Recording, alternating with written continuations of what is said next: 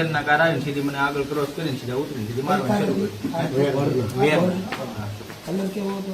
White colour હતો, black કાચ હતા. આશરાની બેઠેલા માણસની સમજ 4 જણા એમાંથી ઉતર્યા હતા. ચાર ઉતરી ગયા હા. તમે કેમ અંદર મારો કેટલા હતા એ કાંઈ ખ્યાલ છે? એ નથી ખબર.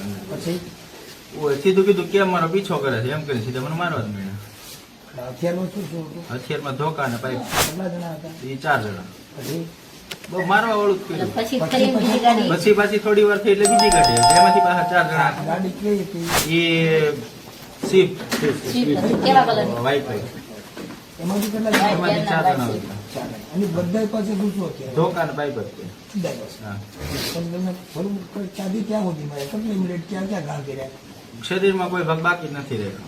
બંને હાથે બંને હાથ બંને પાછળ એક જણો વિડીયો ઉતારતો હતો. કોઈ- આવેલા પૈકીનો જે આવ્યા હતા એમ 8 પૈકીનો એક વિડીયો ઉતારતો હતો. કોઈ 8 માંથી હવે કોણ એટલે આમ બધાને કોણ હોય? એકાંત થઈ ગયા હોય તો શું કામ? હવે નવનીતભાઈ જે બનાવ બન્યો એ કયો રોડ કહેવાય? આપણે બગદાણામાં પણ.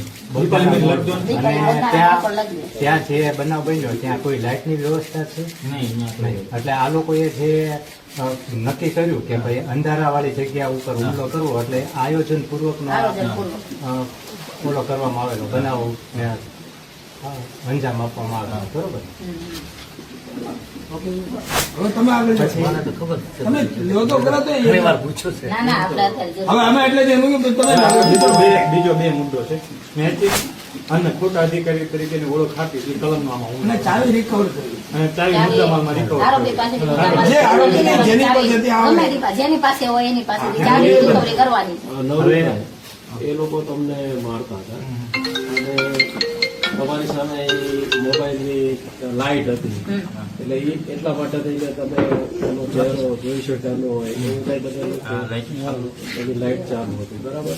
પછી ઈ આશરે ઈ મારવાનો જે હતું એમનો ઘટનાક્રમ લગભગ કેટલું આમ 5 મિનિટ બનાવ બનવાનો સમયગાળો 4-5 કેટલો? મિનિટનો તો 4-5 મિનિટનો અને એ દરમિયાન તમને આ બધી ઈજાઓ હા.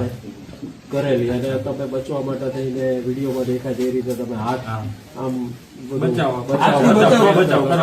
માથું અને અને એ દરમિયાન ત્યાંથી કોઈ પસાર થયેલું નહીં, નીકળેલું નહીં. પછી એમને તમને મારવાનું બંધ ક્યારે શું કર્યું? ઈ લોકો- મારવાનું બંધ જે આમથી કઈ ઓલી ગાડી આશ્રમ સેવા વાળાની નીકળી ગયા નહીં એમની લાઈટ જોઈ ગયા છે. બરોબર. કારણ કે હું તો આમ કરી હતો પેલી સાઈડ થી ગાડી આવે હું ઓલી બાજુ ફરેલો હતો એટલે એ લોકોએ કીધું કે હાલો જલ્દી ફટોફટ હવે ગાડી કોઈ આવે છે. લાઇટના પ્રકાશ લાઈટ નહીં.